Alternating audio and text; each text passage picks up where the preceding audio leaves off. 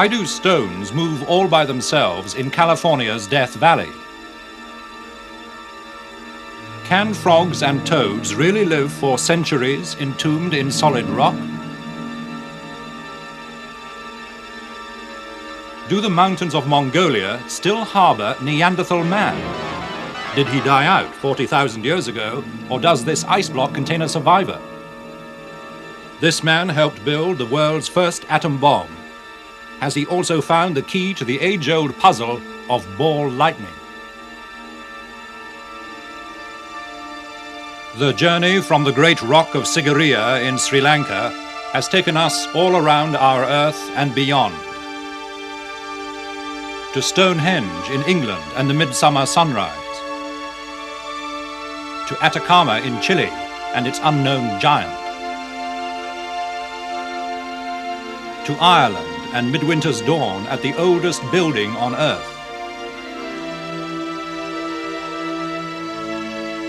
These have been the wonders of the mysterious world. In the snows of the Himalayas, we have followed the tracks of its elusive inhabitants.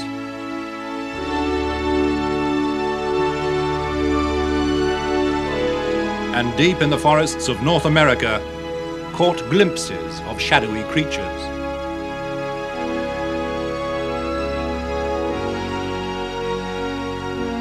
In Costa Rica, the giant stone balls remain a mystery.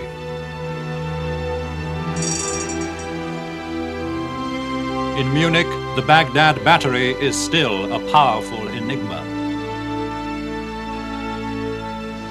These have been the mysteries from the files of Arthur C. Clarke, author of 2001 and inventor of the communications satellite.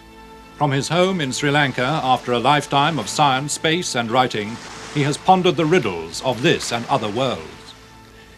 In this series, we've scanned an entire spectrum of mysteries. Some are amusing, some are trivial, some are complete enigmas, some we may even have solved. But they vary wildly in significance.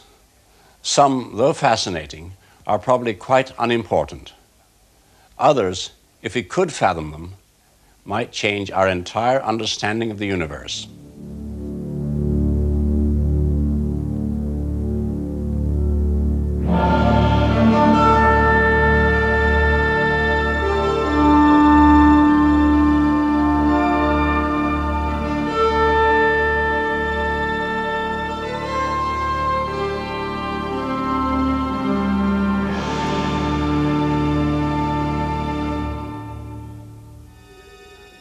Dawn over Death Valley reveals an earthbound moonscape amongst the most hostile territory in all America.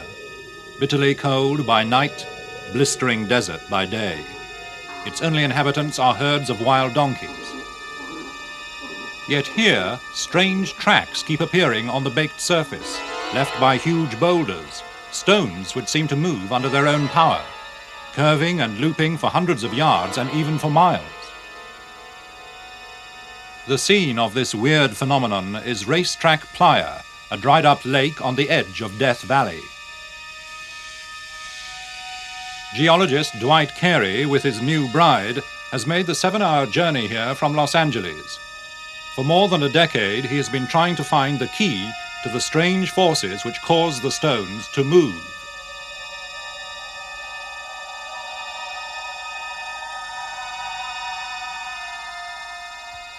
I think we can conclusively say that there is no doubt that the stones do move, that the stones move distances in one movement apparently upwards of 200 and 300 feet. We're talking about stones from the size maybe of your little finger on up to large stones of 600 or 700 pounds. No one has ever seen a stone move, but Carey quickly ruled out hoaxers. They couldn't have moved quarter-ton rocks for hundreds of yards without leaving telltale traces. He also discounted theories that Racetrack Playa was affected by mysterious vibrations or magnetic effects. As each new and serpentine track appeared, it was painstakingly plotted.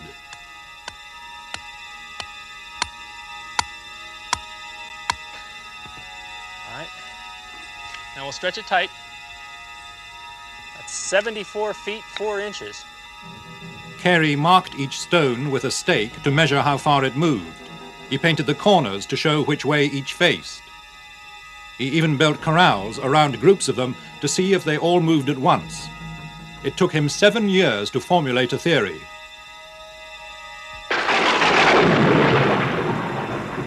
He thought that perhaps once every 2 or 3 years, rain and wind joined forces to produce precisely the right conditions. The playa surface is probably rather firm, but contains a thin layer of very slippery mud, possibly with some water standing on top of it. And the wind is able to pick the rock, start the rock to move, and slide it across on the firm base, but pushing aside the very slippery mud and sliding right on top of that as it moves. It's probably moving a couple of feet per second as it rides off across the playa, and after 100, 200 feet of movement, or sometimes just a very little movement, the stone will eventually come to rest as the wind dies down. I believe it's basically changes in the wind during the time when the rock is moving that cause the stone trails to be so variable. The wind not only being funneled through this area, but the cliffs that protrude out sometimes give a whirlwind type effect, so that the wind is actually whipping around in different directions. Basically what we've done is develop circumstantial evidence that builds to the point of saying wind on a sloppy playa surface is the only explanation we can come up that's legitimate. No one has ever been out here and actually seen a stone move. Probably it's a fact of nature that it only happens on dark and stormy nights when no one in their right mind would be out here in the first place. The moving stones of Death Valley are quite surprising, but I'm sure that Dr. Carey has solved this minor mystery. But there are other mysteries to which we'd like answers. I have a hunch that one of the most important of all mysteries may be ball lightning.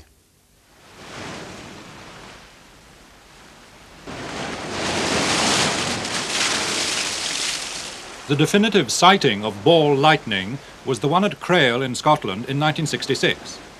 Mrs. Jean Meldrum and her mother were at the beach cafe one August afternoon.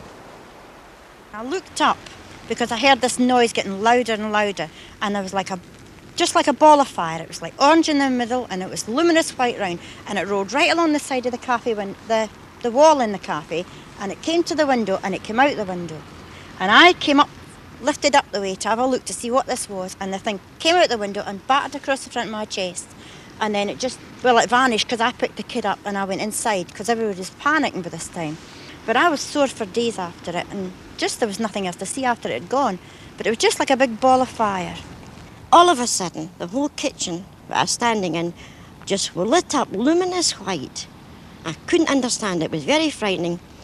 And then the screaming went on till the beach was empty. The cafe people had all run out the cafe. They ran out like lightning. And the beach attendant, who had a wooden leg, he usually sat on the table just next to the counter. And you never saw anybody move so quick in all your life. He was gone with the rest. And the following day I discovered the 2 gas jets on the top of the cooker were cut right through. And we had to send it to the blacksmith in Crail, the local blacksmith, to be repaired. A year before, across the Atlantic, Clara Greenlee was having an irritating afternoon. Because I was trying to swat a fly that had been around aggravating us for I don't know how long. Why, I turned to look at my neighbor, and when I did, why, I seen right outside the screen in that direction this ball of lightning. I didn't know what it was. Why, it appeared, the size of probably a basketball, or maybe a little larger, and it started, the color of it was like orange, more or less, and it had like a halo around the edges of it. So just about the time that I was talking to my neighbor about this fly, it came in and I hit down, and when I did, this ball of lightning, it fell to the floor, rolled around a little, and exploded and made a terrible sound, I guess about like a shotgun. And my neighbor looked at me and said, "That ought to got him." Ball lightning terrified peasants and killed a pig in Salignac, France in 1845. Diane de Poitiers was chased by it on her wedding night in 1557. In St. Petersburg, Professor Richman was killed by it, and at Gorges de Loup in France in 1901, ball lightning disrupted dinner. In 1868, a Viennese eyewitness painted what he saw. At Edinburgh University, ball lightning apparently penetrated a window of the meteorology department. And at Castleford in Yorkshire, it was photographed during a storm at 2 o'clock in the morning. At Los Alamos, birthplace of the atomic bomb, dramatic clues to the mystery of ball lightning have been found by James Tuck. Hi, Mr. Tuck. How are you? Fine. A little cold. Professor Tuck has distilled its characteristics from eyewitness reports. This ball, very characteristically, floats through the air like this. The ball, on the average, is about a foot in diameter. Sometimes there are people who say they've seen it a yard in diameter, and there are some people who claim they've seen it about the size of a walnut. It's not very bright, about the brightness of a 100-watt lamp. Now that's pretty bright at night, remember, but in the daytime it's nothing special. It's said to make a fizzing, buzzing noise. It lasts on the whole, on the average, about 5 seconds. Stories from the US Navy submarine service put Tuck onto an experiment. Submariners told him how clumsy switching of the batteries could produce fireballs which often burnt their legs. At Los Alamos, Tuck persuaded some colleagues to help him in the lunch hour to try to manufacture ball lightning. For on the very premises where he had helped build the atomic bomb, Tuck had discovered they had a gigantic submarine battery, as big as a power station, but now redundant. One day, the last before the battery was due to be dismantled, they decided to surround the switchgear with a small concentration of methane gas. Well, we set out this experiment with a cellophane box around the switchgear, and we were all behind the sandbags about 100 or 50 feet away from the switchgear. We had the cameras rolling, we took the picture. And I'd made a bit of a blunder, a small mistake about the right gas concentration in this box, with the result that instead of the gas merely serving as some kind of component in any future ball lightning that we hope to make, the warming by the arc caused it to explode in a mild way.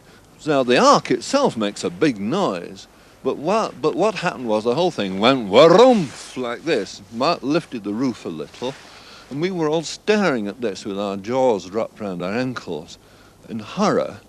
Well, then that was the experiment, and that was over, and we did a little illegal champagne drinking and said, well, it was a good try. We didn't succeed, folks. And that was that. The colour film of this kind has to be processed elsewhere, and when it came back from the lab and we examined the last film, to our profound astonishment, there was an object on it. We could see the explosion and so on, but there was an object which came along towards us, bounced on the floor, went off the frame. It had a diameter of about 3 inches in diameter. It was on 150 frames of the film. Both cameras showed it, went behind something and came out again on the other side. It floated. It didn't fade. It kept the same brightness. I must say that that it had a lot of characteristics of ball lightning. Can I say as a scientist that we made ball lightning? I'm afraid not. Because an honest scientist must repeat it over and over and find the conditions for when it does it and when it doesn't. But this was an ex post facto affair. We couldn't repeat it. So all I can say is I think if I were asked honestly, had we made ball lightning, I would say it's a 50-50 chance we had. Ball lightning involves matter at very high temperatures, the so-called plasma state found in the cosmic furnaces of the stars. Through its study, we may be able to create here on Earth sources of infinite power, and then our energy problems will be over forever. But it's mankind's past to which this grisly cadaver offers a clue. Known as the Minnesota Iceman, entombed in a glass-topped coffin, he was the star exhibit in a traveling show which drew astonished crowds in the late 1960s. The keeper of the corpse, Frank Hansen, claimed it had been found locked in an ice floe off Siberia in the Sea of Okhotsk. For the show, the ice was painstakingly pared down over the body. Zoologist Bernard Heuvelmans has spent a lifetime on the track of unknown animals. By chance, he was staying with a colleague in America when the Minnesota Iceman was revealed. They hastened to examine it. There was no doubt that we were looking at some sort of man. Not Homo sapiens, but some sort of strangely hairy man. We were struck by many things, the enormous hands and the enormous feet, and also, more especially, the features of the face, because it was absolutely unlike any man on earth. It was obvious that this creature had been killed, because the one eye was completely missing and the other was hanging out of the socket, and it had blood all around, so we thought it was probably shot in one eye and the bullet made the other eye pop out. At first, Heuvelmans had expected a fake, but now he believes the Iceman was genuine. From seeing it, there is no question that the Iceman could be a hoax, a faked dummy, rubber dummy, or what have you, as they told in the press. When you have seen something, we examined this creature for 3 days, very carefully, and we were very suspicious, I can tell you, at the start. But after a while, that was quite ruled out. No, there is absolutely no doubt for me that I have been examining a Neanderthal man, a surviving Neanderthal man. Heuvelmans' account made world headlines with his proposition that the fresh frozen corpse was a Neanderthal, man's closest evolutionary relative, previously presumed extinct for 40,000 years. In the furore that followed, the Iceman was spirited away, and many other scientists claimed that Heuvelmans had been duped.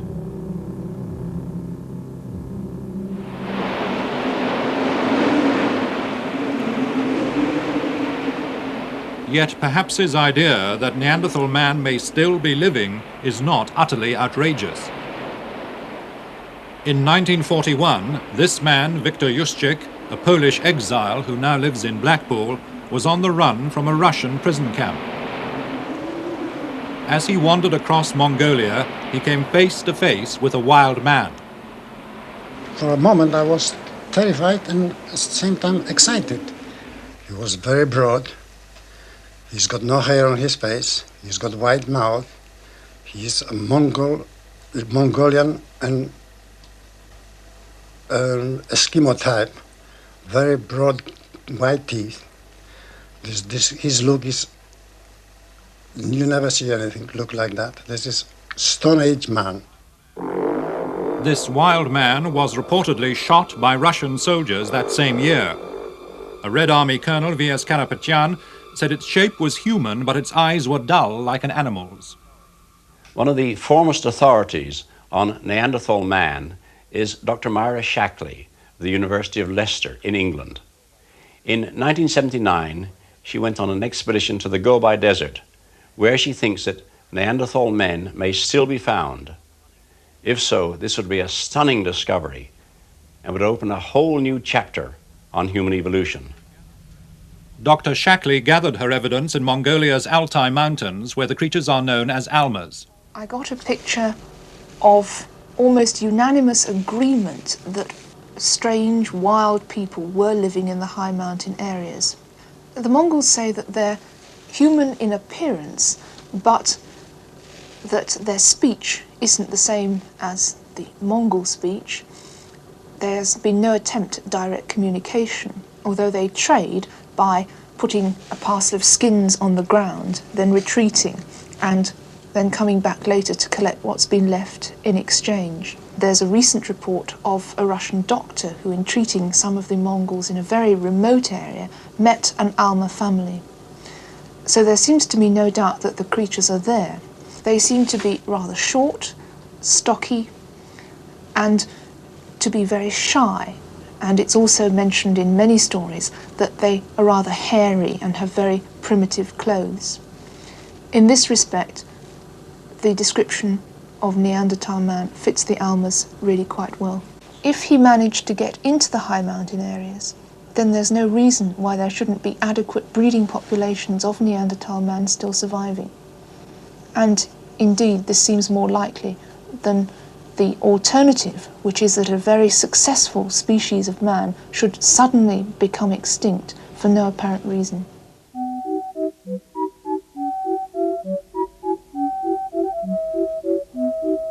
Persistent reports of the survival abilities of another type of creature have brought Dr. Mike Tyler from Adelaide University, Australia, to Brighton Museum and its Cabinet of Curiosities.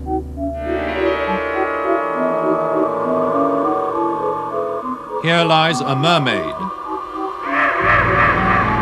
marooned among the grotesque relics of the air and sea.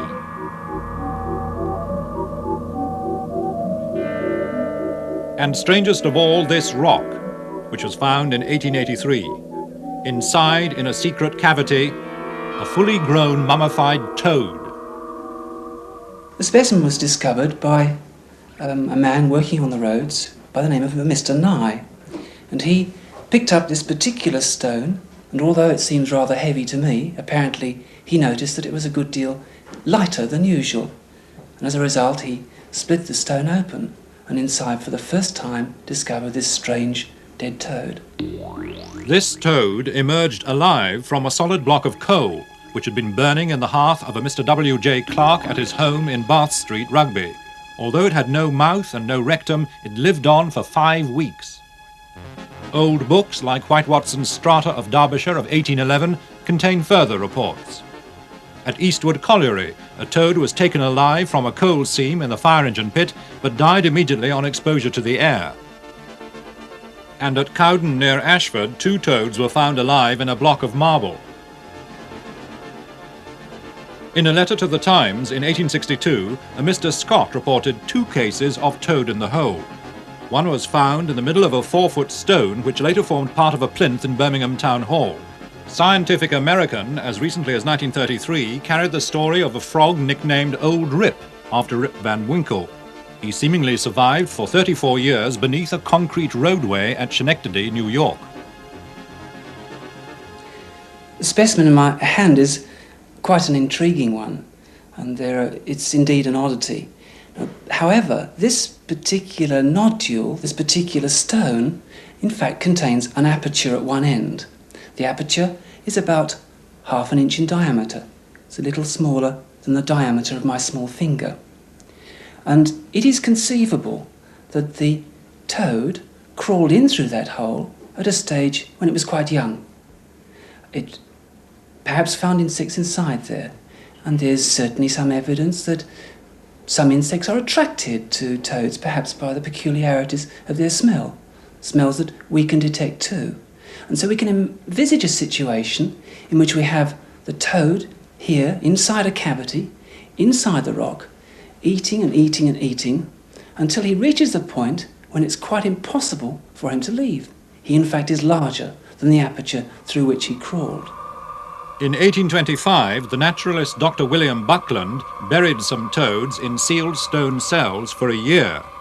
Some survived the first 12 months, but not a second gruesome interment. As we referred to Buckland's experiments, to animals which can live for short periods of time and perhaps live without food for a year or more. But in rocks we're talking of millions of years, and there's no way in the world in which an animal can survive without food and water, or survive at all for hundreds of thousands or millions of years. It's just impossible. And so when we have these stories of pieces of rock being split open with smooth surfaces, cavities in the middle, and frogs walking out, well, that just remains an absolute mystery. Well, one day we may know the answer. But even if you solve all the mysteries we've discussed in this series, there are plenty more where they came from. For our universe is not only more mysterious than we imagine, it is more mysterious than we can imagine.